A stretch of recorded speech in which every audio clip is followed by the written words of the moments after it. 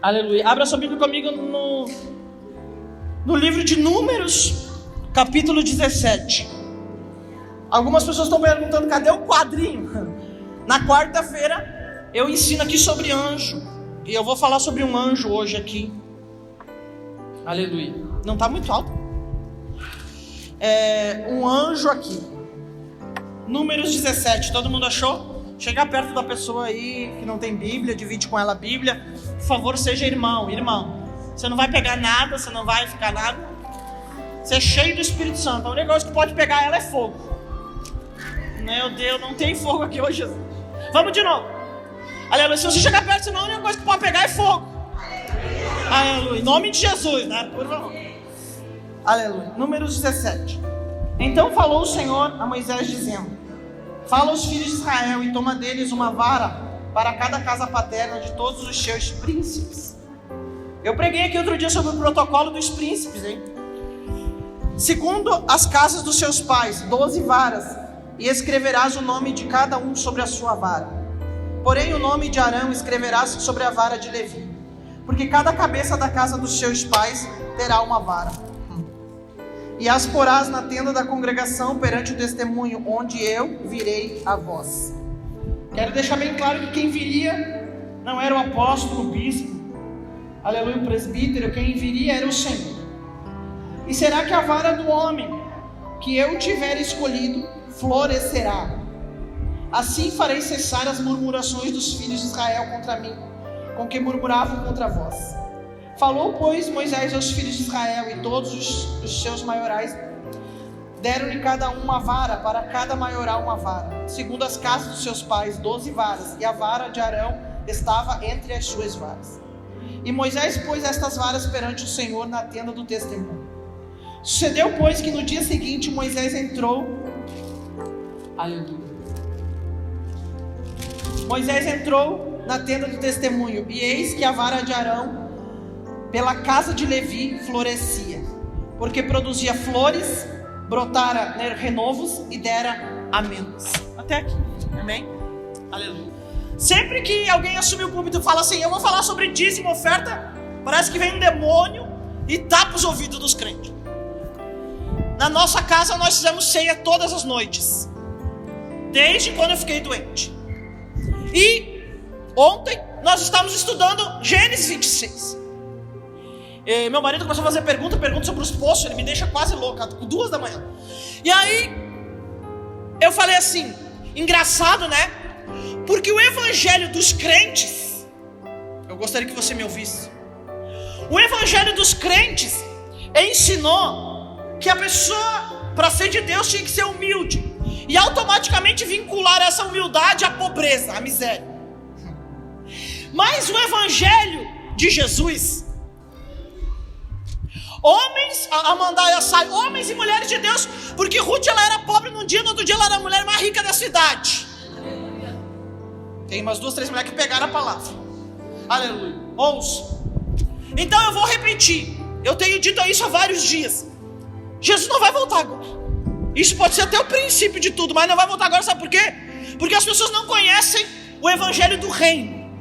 As pessoas conhecem o evangelho dos crentes, o evangelho da igreja tal, o evangelho, tem até uma placa, né? O evangelho da igreja ciclana, o evangelho da igreja beltrana. Não foi isso que Jesus veio estabelecer.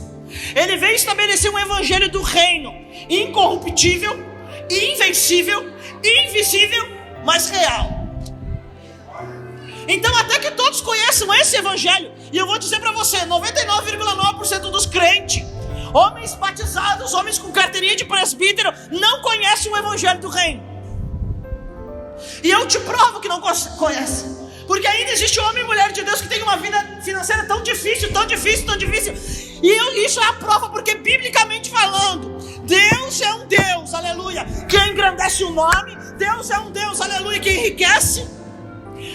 Pastora, tu não tem base para isso. Deus disse assim para Abraão: engrandecerei o teu nome e tu serás grande. E aí eu pergunto, aleluia, aonde que está na Bíblia o nome da igreja de Abraão? Não existe. Mas a igreja de Abraão foi a maior igreja que já existiu, mas ela não tem nome, porque Deus não diz que ia engrandecer o nome de uma igreja, mas sim o nome de uma pessoa. E Deus andava sobre de Canaã, ele disse para Abraão, aleluia, eu vou te enriquecer. Ele disse para Isaac, eu vou te enriquecer. Ele disse para Jacó, eu vou te enriquecer. Lembra que o cara dormiu em cima de uma pedra porque ele não tinha nem nada, ele não tinha nada. Quem está me ouvindo? Porque Deus não mudou o evangelho que eles tentaram modificar, mas como Deus é Deus e a Bíblia diz que Ele zela pela sua palavra para cumprir nos últimos dias, então aleluia, as pessoas pregarão o evangelho do reino. Eu quero falar hoje sobre um anjo que guarda os ministros, guarda o cajado, melhor dizendo, dos ministros. Aleluia.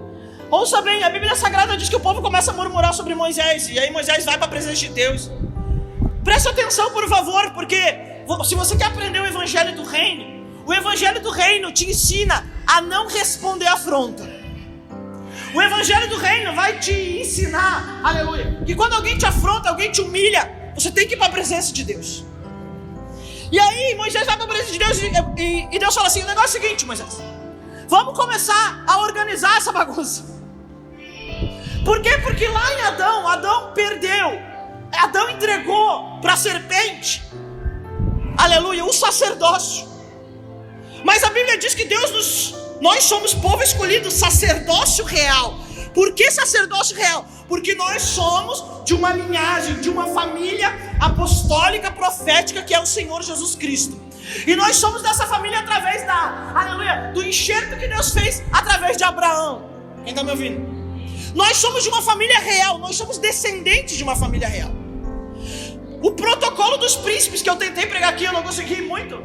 É porque se nós somos de uma família real, nós somos no mínimo príncipes e princesas. Então como que nós vamos ter uma vida mais ou menos? Ou uma vida de escravo, ou uma vida sei lá. Mas eu também não prego nenhum tipo de evangelho de autoajuda, graças a Deus. O evangelho que eu prego é de confronto. Aleluia. Aí Deus fala assim para Moisés, vamos começar a organizar as coisas. Manda que pega aí um cabeça de cada tribo, um cabeça de cada família. Só que Deus fala assim, 12. Pastora, mas as tribos eram 12. Não, mas é que as tribos já eram 12. Ouça bem. Porque 12 representa o número do governo. Deus estava dizendo assim, ó, Moisés que entendia mistério, Deus estava dizendo assim, não, eu vou ter que ensinar esses homens aqui a governar de novo. Então manda, aleluia, um cabeça de cada família pegar uma vara e trazer aqui. Você vai colocar embaixo da tenda. Aí Moisés, tudo bem. E Deus fala assim, mas Arão, o sacerdote que eu escolhi para ir contigo. Igreja, eu quero que você preste atenção numa coisa. Moisés foi um libertador, um profeta, um homem escolhido por Deus. Mesmo sendo Moisés, mesmo sendo escolhido por Deus, e mesmo sendo um libertador de uma nação inteira, não um libertador de uma família, de uma nação inteira, ele tinha um sacerdote. Ou seja, ele também tinha autoridade. Quem está me ouvindo? Aí Deus constitui Arão para ser o sacerdote. E ele fala assim, fala para Arão pegar a vara da tribo de Levi, a vara de Levi. Por que de Levi? Porque, aleluia, a tribo de Levi era uma tribo que não tinha direito à herança. A herança deles não era daqui, dessa terra. A herança, vou repetir, a herança deles não era visível, não era corruptível, não era nada física. A herança deles é eterna. O que você está dizendo, pastor? Eu estou dizendo que se Deus vai fazer. Se você permitir que Deus faça na sua vida, restaure o sacerdócio na sua vida. Porque a palavra que eu quero trazer nessa noite é uma palavra de restauração. Se você permitir que Deus restaure o sacerdócio na sua vida, então, aleluia, Deus pode confiar a você uma herança incorruptível. Aí a Bíblia diz que Moisés, como era um homem obediente, repita comigo, obediente. Moisés era um homem obediente, por mais loucura que fosse. Pensa bem, Moisés chegava para um monte de líder e falava assim, o negócio é o seguinte, ó, Deus me deu uma palavra. Pega uma vara que representa a tua família e traz aqui e bota embaixo da tenda. Nós temos uma tenda aqui, se Deus mandar fazer isso eu faço, hein? Aleluia, estou gostando dessa ideia, Jesus. A gente faz a tenda aqui, na festa dos tabernáculos, a gente cultua a Deus 7 dias embaixo de uma tenda aqui, nós somos meio louquinhos. Graças a Deus, a gente faz comida para todo mundo, de graça. Aleluia. Aí, Moisés vai para eles, para líderes, e fala assim, ó, pega uma vara que representa a tua família e traz aqui embaixo da tenda do testemunho. Amanhã de manhã, a vara vai florescer. Amanhã de manhã, a vara vai florescer. Diz que tem uma chácara. Um dia eu vou ter uma chácara. Um dia eu vou ter uma chácara que vai se chamar o esconderijo dos profetas. Xarabracanta. E aí, aleluia, em nome de Jesus, nós estamos orando nessa chácara. Eu preciso fazer um batismo. Eu vou fazer um batismo nesses dias. Nós só estamos tentando achar o lugar. Amém? Mas nós vamos fazer um batismo, que eu tenho um monte de gente para batizar. E aí, aleluia, essa mulher chegou um dia na chácara. Eu imagino a chácara dessa mulher. E o chacreiro ia cortar uma árvore dela fora. Ouça, tá na internet aí. Aí ela falou assim, tá fazendo o quê? E ele falou assim, essa árvore não dá fruto, vou cortar. Porque a Bíblia diz que a árvore que não dá fruto, o dono da terra corta, certo? Aí ela falou, não, na minha terra não. Eu tô profetizando. Ela falou assim, na minha terra não. Na minha terra, ela falou, todas as árvores produzir. E ele falou, doutora, isso daqui tá seco há anos. Ela falou, não interessa, eu vou profetizar aqui. E amanhã de manhã ela vai dar sinal. Eu tô profetizando, hein? Porque os sinais vão acontecer amanhã de manhã e você vai ter que voltar aqui e testificar. Porque eu sou profeta, da minha voz sobre, e o Espírito de Deus está aqui e eu estou sendo autorizada para profetizar. E ela falou, negativo, na minha terra não, eu vou profetizar. E eu acho que o chacreiro já devia conhecer ela, mas tipo, talvez não conhecesse o nível da loucura, né? E aí ele falou, porque tem gente que me conhece, mas não sabe o nível, né? Daí ela chega pra ela e fala assim, eu profetizo que amanhã de manhã tu vai dar sinal. E só pra te entender que é Deus, ela não vai dar fruto uma vez no ano, mas ela vai dar fruto os 12 meses do ano. O cara deve ter pensado agora inteiro, né? Só que acontece que no outro dia eles foram lá na árvore. O que aconteceu? A árvore tinha florescido. E para honra e glória do Senhor Jesus, desde o dia que ela profetizou, aquela árvore dá fruto os 12 meses do ano. O que você está falando, pastor? Eu estou falando que Deus ainda é Deus, aleluia, para trazer fruto para você os 12 meses do ano, aleluia. E não me interessa se a tua árvore está seca, está sem galho, sem flor, sem água, não me interessa. Deus é Deus, aleluia. Deus não mudou, Deus permanece o mesmo, aleluia. Deus ainda é Deus para trazer vida onde havia morte. Eu já orei por uns quantos mortos. Um dia desses eu ouvi um ressuscitar. Eu já orei por mortos sem olho, já orei por mortos sem nada dentro. Aí me perguntaram, pastora, mas não deve ter nada dentro. Eu falei, não tem importância. Um dia Deus vai ressuscitar sem nada dentro, traz tudo à existência de novo. Porque Deus é poderoso, aleluia. Deus é poderoso para fazer. Eu já me deitei em cima de um cara que eu cheguei no hospital e tinha tirado os olhos dele. E eu cheguei, eles estavam costurando, eu falei, eu vou me deitar do mesmo jeito. Um dia eu vou ver o morto ressuscitar de verdade. Mas eu já vi milhares de mortos espiritual ressuscitar. Se você não acredita nisso, acha lá numa rede social lá que eu tenho lá, eu não me lembro o nome. Que tem um vídeo de um morto que ressuscitou lá na África. Aleluia. Porque os mortos ainda estão ressuscitando. Jesus não mudou. É no Brasil que a gente não vê muita coisa, porque no Brasil não é pregado o evangelho do reino, era pregado o evangelho de igreja. Aleluia, a Bíblia diz, aleluia, que Moisés obedece, leva as 12 varas que representam o governo de Deus. Ou seja, Deus estava dizendo assim, eu governo sobre esse povo, eu governo sobre Israel, eu governo sobre a terra, eu governo sobre o céu, eu governo debaixo da terra, eu governo sobre o sacerdócio. E aí, aleluia, a Bíblia diz que no outro dia eles foram, imagina os curiosos, deve ter corrido tudo lá no outro dia. Amanhã o que vai dar de gente de manhã cedo consultando o celular lá na conta bancária. Aí todo mundo curioso lá, e qual é a vara que floresceu? A vara de Arão. Porque Arão era... Que pastora será a vara de Arão? Será que não era porque Arão? Porque Moisés era o único homem que estava lá e que respeitava mesmo a autoridade que havia sobre ele. Vamos de novo. Aleluia. Por que será que só a vara de Arão floresceu, pastora? Porque de repente Moisés era o único homem daqueles 12 que realmente respeitava a autoridade que estava sobre ele. Ouça bem, igreja, não confia em homem, não confia em mulher, não confia em profeta que não tem autoridade sobre si. Homem e mulher que não se submete à autoridade, cuidado, não se submeta a esse tipo de autoridade. E eu não quero entrar nesse quesito, que eu não quero pecar, eu estou em santidade. Aleluia, ouça bem. Só que eu e você lemos um segredo aqui na Bíblia, é aqui que eu quero entrar. Aleluia. No versículo 8 diz assim, engraçado porque o 8 representa a eternidade, hein? Sucedeu, pois, que no dia seguinte, Moisés entrou na tenda do testemunho, e eis que a vara de Arão, pela casa de Levi, a vara de Arão não floresceu só por causa de Moisés, só por causa de Levi, mas floresceu por causa da casa. Ouça bem, porque nós temos pregado e nós temos ensinado que Deus é um Deus geracional. Aleluia, de Abraão que tinham sido entulhados, mas o filho foi lá desentulhar, porque o filho não se conformou que ninguém fosse lá entulhasse os poços que o pai cavou.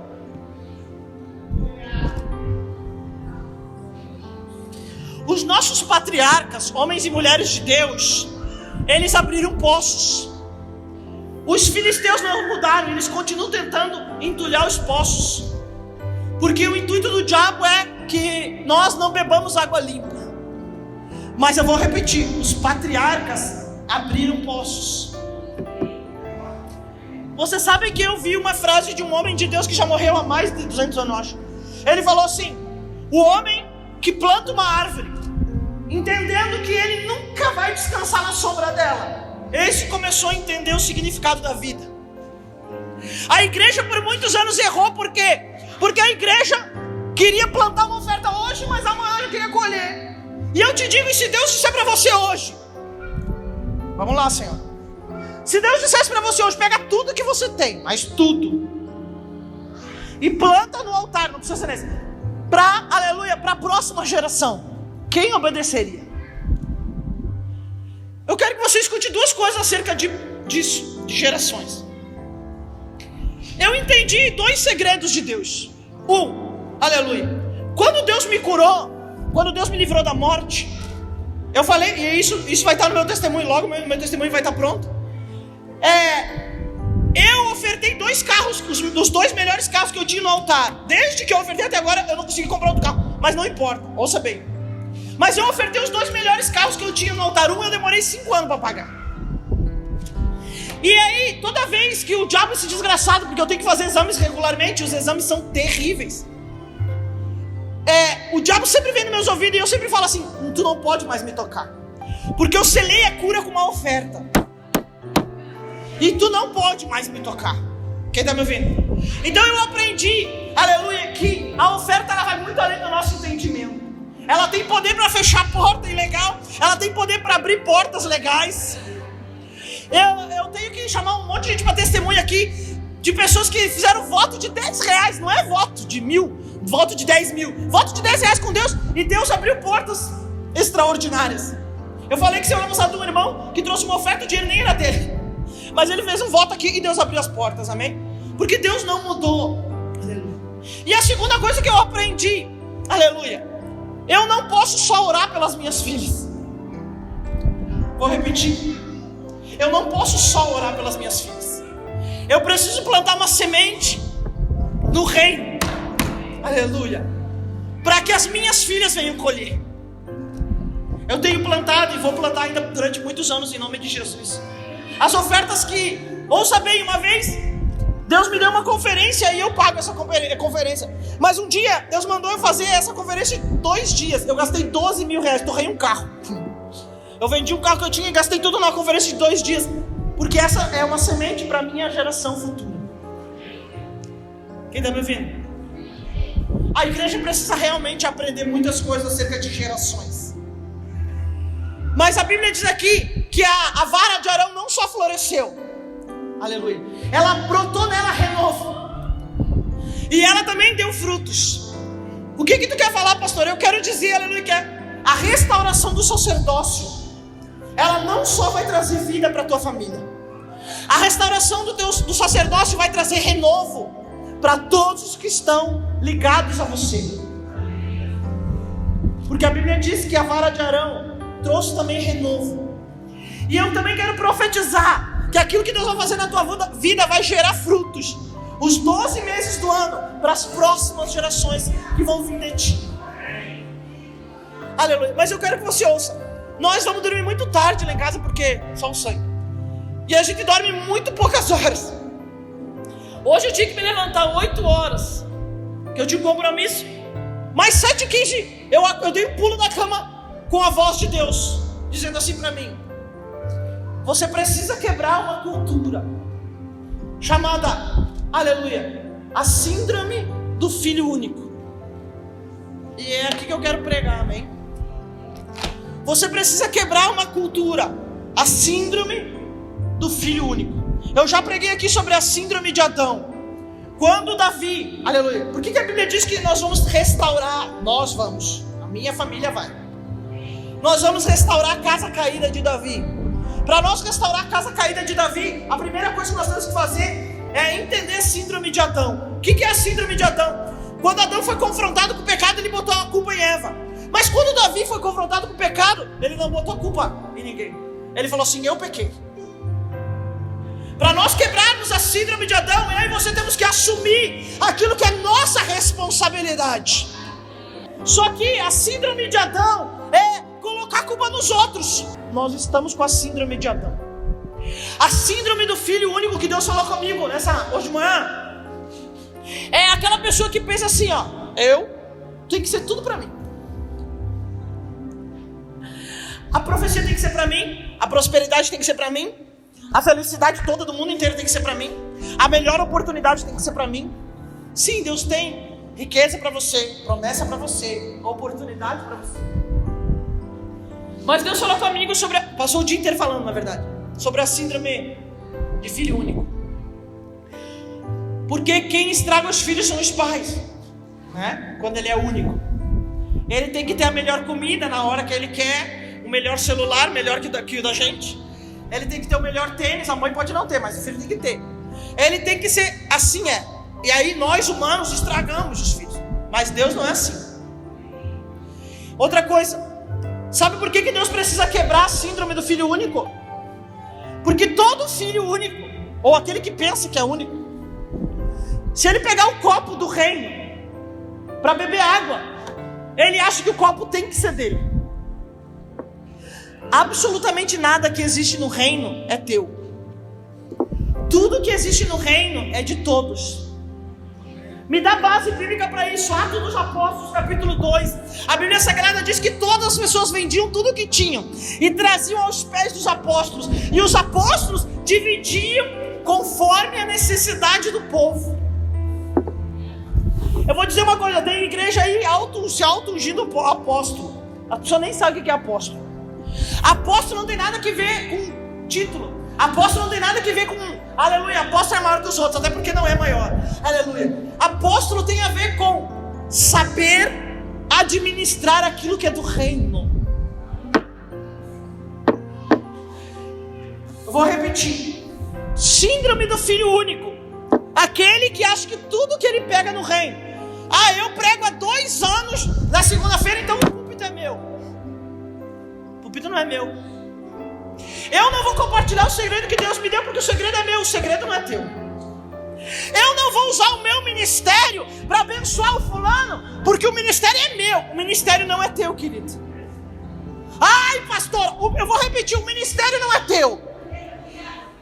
Ouça bem, eu sou o anjo dessa igreja, mas eu fiquei doente. Quando eu fiquei doente, a igreja não parou, muito pelo contrário. Porque o púlpito não é meu, a palavra não é minha, a revelação não é minha, o ministério não é meu, é tudo dele. A síndrome do filho único acha que, não, a pastora, ela tem que me honrar, porque eu faço mais que os outros. Não existe isso, querido. Eu falei aqui sobre vanglória e não vou pregar de novo o que eu já preguei. Aleluia. Deus precisa destruir a síndrome do filho único. E tem outro problema, o filho único. Se chegar alguém na casa, o filho vai assim: mãe, tu não sabe nada. Aleluia. Não existe isso. Você sabe, a Bíblia diz que Deus ensinou a sabedoria. Esse negócio está queimando a minha cabeça. Como que alguém pode dizer assim: não, eu sou mais sábio que o fulano, eu sou mais inteligente que o Beltrano, eu entendo mais das coisas que o Mengano? Se a Bíblia diz que Deus ensinou a sabedoria. Eu quero que você ouça algo de mim. Eu não gostava daquele louvor ali, do som ali, porque falava que o carpinteiro estava batendo na porta. E eu tinha pregado aqui sobre como nós vemos Jesus. E nós precisamos ver Jesus, porque se você ainda vê Jesus como filho do carpinteiro, nós temos um problema. Se você ainda vê Jesus pingando sangue, nós temos um problema. Porque Jesus não está mais assim, Jesus está glorificado. A Bíblia diz que Jesus agora tem olhos de fogo, pés de latão reluzente, da sua boca sai uma espada, então esse mistério todo. Então, um pau todo sem forma, todo menino. Só que daí ele começou a mostrar para nós o que ele fazia com a madeira, meu Pai eterno. Ele fez uma mesa que no mínimo teria que ser vendida por uns 10 mil reais, mais ou menos. Uma mesa ele fez, uma madeira lá. Ele fez uns bancos para a casa dele, que é uma casa maravilhosa. Ele fez uns bancos com uma madeira lá. O banco devia ser vendido assim, tipo, né? E aí Deus começou a ministrar comigo. E eu falei, mas é o senhor que faz isso? Ele falou assim, eu lixo. E na hora Deus falou assim comigo, eu estou ensinando ele a ser pastor.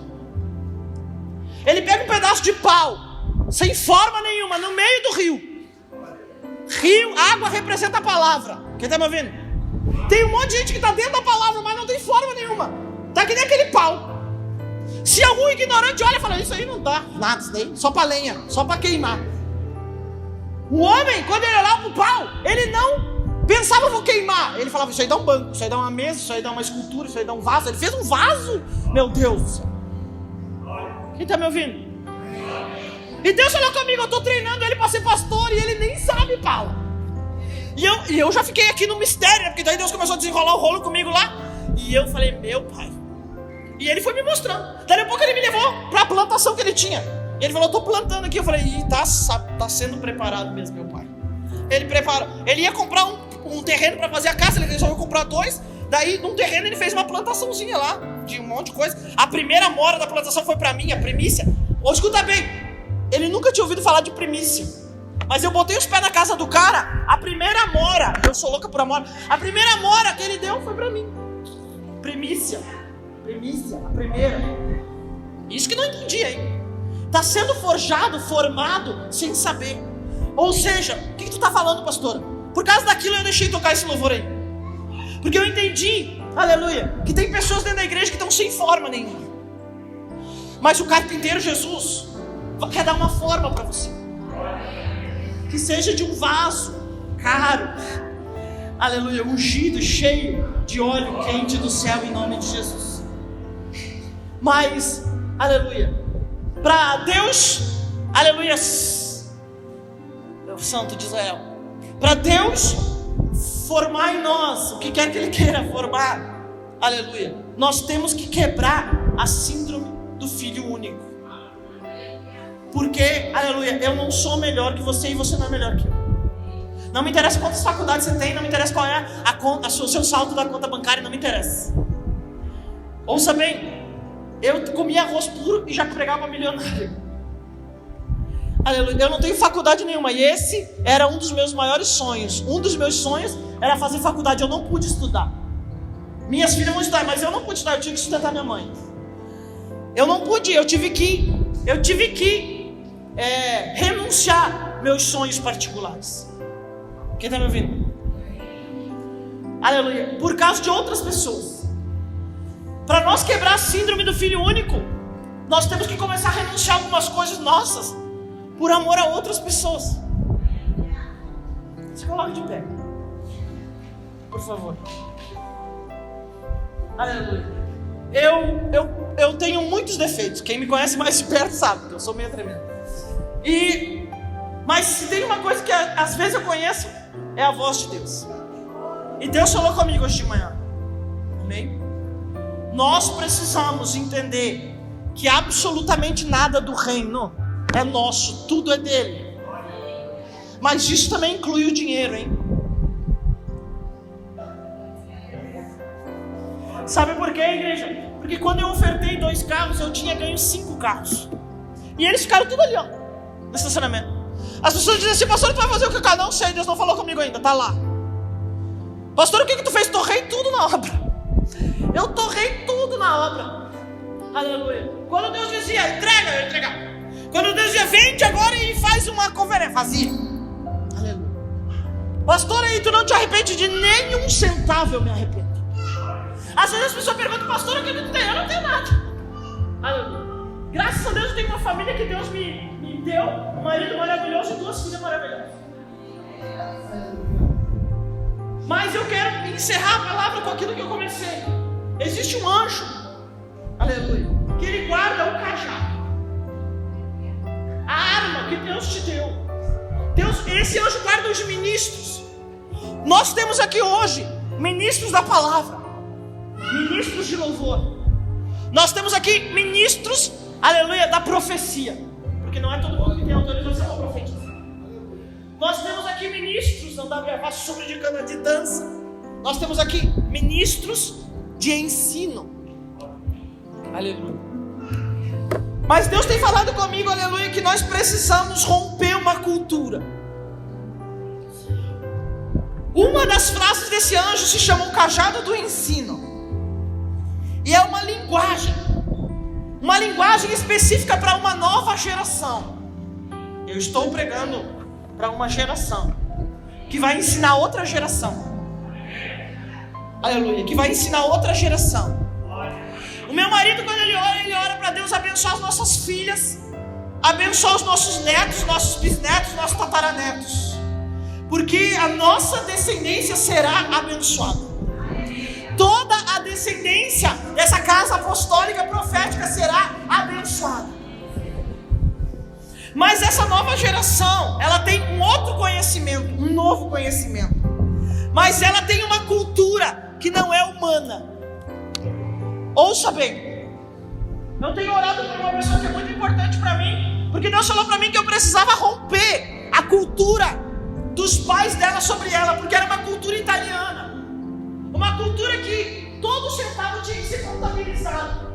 Pastor, não é assim não, é assim. Mas você tem que ter fé. Então tem que romper uma cultura. Mas nessa noite, antes de orar, eu quero perguntar para você. E você não precisa responder para mim, você precisa responder para você e para Deus. Qual é a cultura dos teus pais? A cultura dos teus avós, dos teus bisavós? Qual é a cultura da tua árvore genealógica física?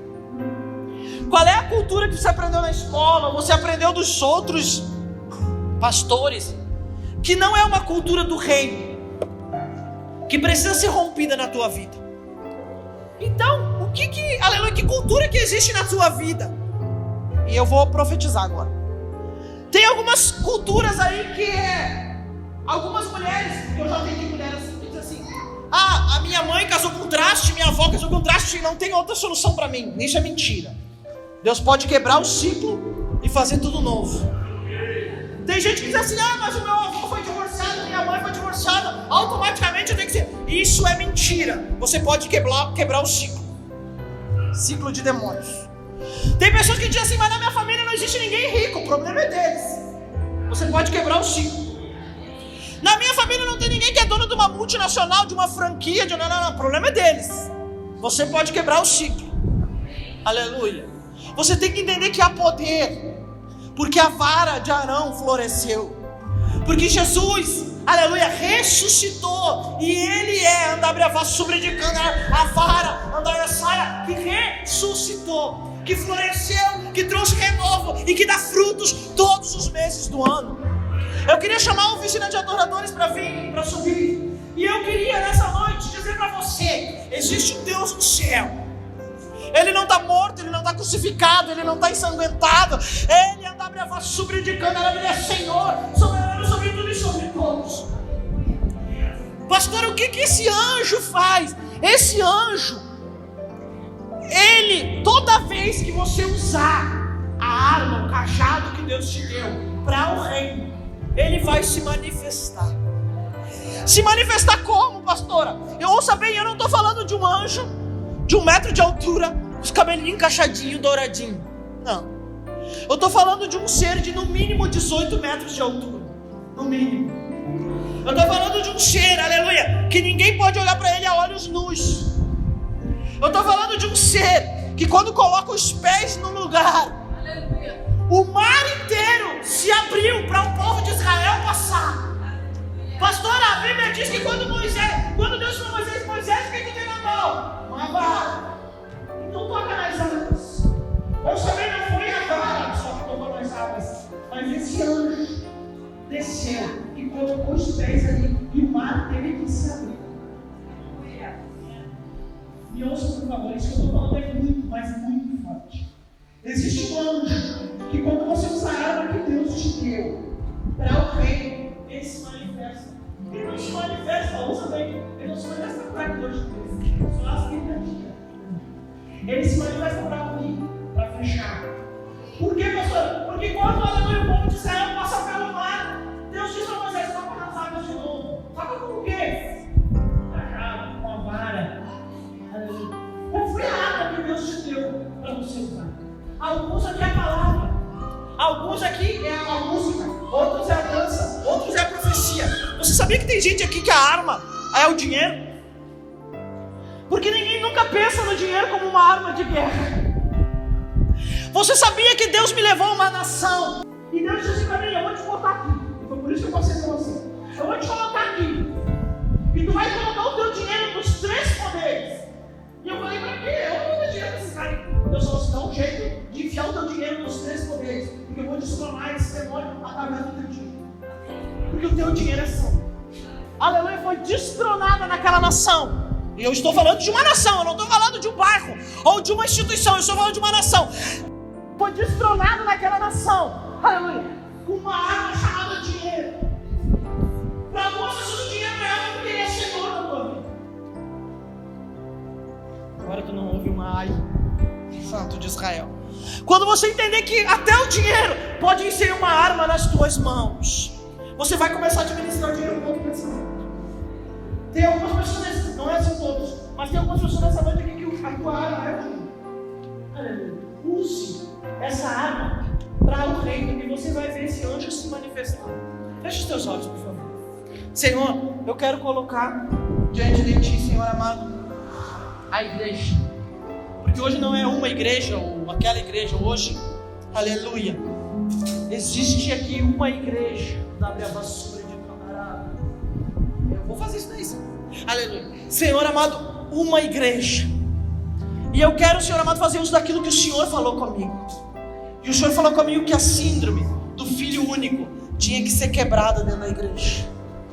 E eu faço uso da arma que o Senhor me deu hoje, do cajado da Bravassura de Candará, que é a palavra profética. E Andaia sai, como Deus amado, eu aprendi hoje que quando nós usamos o cajado para o teu reino, esse anjo da tua parte se manifesta. Então Andaia sobre de Candarábia, eu quero te pedir, meu Senhor, que Andaia sai hoje a síndrome do filho único. Pai, tem muitas pessoas pensando aqui: eu não sou filho único. A Andaia sai, mas aleluia, age como se fosse. Então, Senhor amado, eu quero quebrar essa síndrome, Deus amado, nessa noite, no poderoso nome de Jesus. E eu quero declarar que a vara de Arão que floresceu, ela vai se manifestar sobre todos os homens aqui presentes, Senhor, restaurando o sacerdócio, restaurando a autoridade, Senhor amado, trazendo renovo para casa, trazendo frutos os 12 meses do ano, para que o teu nome, somente o teu nome, Andaia saia, seja glorificado. Aquelas pessoas que querem, Andaia sai, que essa síndrome seja quebrada, e aquelas pessoas que querem que essa vara floresça na tua vida, eu quero que você saia do seu lugar e venha para frente. Aleluia, que nós vamos orar nessa noite no nome de Jesus Cristo de Nazaré.